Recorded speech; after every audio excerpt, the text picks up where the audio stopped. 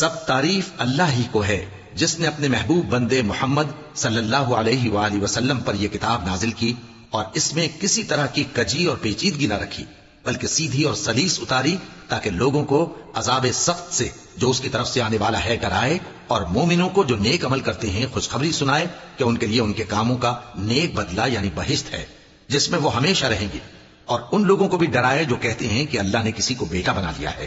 ان کو اس بات کا کچھ بھی علم نہیں اور نہ ان کے باپ دادا ہی کو تھا۔ یہ بڑی سخت بات ہے جو ان کے منہ سے نکلتی ہے، اور کچھ شک نہیں کہ یہ جو کچھ کہتے ہیں محض جھوٹ ہے۔ اے پیغمبر، اگر یہ اس کلام پر ایمان نہ لائیں تو شاید تم ان کے پیچھے رنج کر کر کے اپنے تئیں ہلاک کر دو گے۔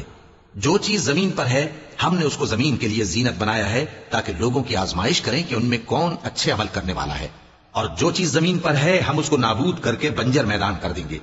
کیا تم خیال کرتے ہو کہ غار اور لوح والے ہماری نشانیوں میں سے عجیب تھے؟